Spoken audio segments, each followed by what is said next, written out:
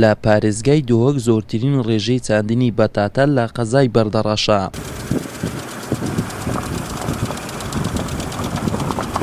لە کۆی 26,000 دۆنم زەوی زیاتر لە 16,000 دۆنم لە سنووری قەزای بەردەڕەش بە بەتاتە چێندراوە.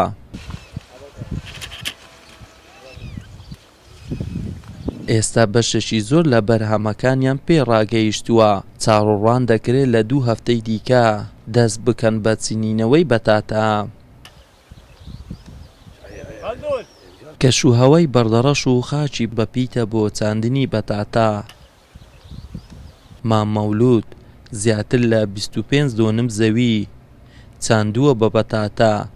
بەشەشی زۆری بەتاتەکەی لە جۆری هۆڵەندی و فەڕەنسیە. خاچی منتەقەی بادینان بەردەڕەش نسبەی زۆر باشە و پەتاتەکەشی ناجەحە و منتەقەکەی بادینانیش هەمی فەلاحێکی چاکن و لەخوا گەورە داواکارین یعنی پیا و نەتیجەکەی باش بیت و ئەلحەمدولیلاش یعنی خودای حەسابە بەڵام نسبەی زۆر باشە. بەشێک لە جۆتیارانی بەردەڕەشیش داوا لە حکوومەتی هەرێمی کوردستان دەکەن لە کاتی بێگەیشتنی بەرهەمی ناخۆ ڕێگە نەدرێ بەرهەمی دەرەکی بهێتە ناوەوە. هەروەها هاوکاریان بکرێت لە دابینکردنی پەینی کیمیایی و دەرمان بۆ ئەوەی بەرهەمی باش لە ناوچەکە بەرهەم بهێنن.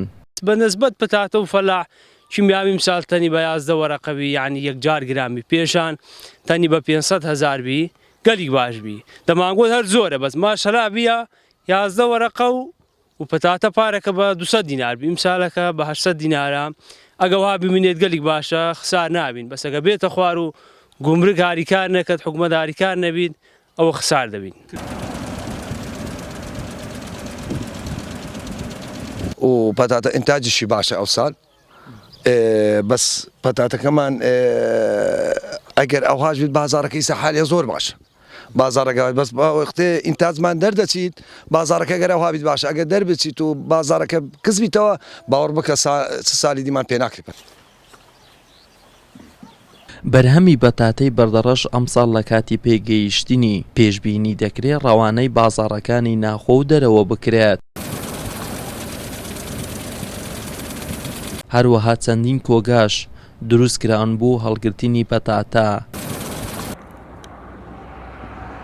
کارگەیەکی فینگەر دروست دەکرێت لە بامەرزەی کە نیوەی تەواو بووە و بکەوێتە کار خزمەتێکی باشی ناوچەکە دەکات.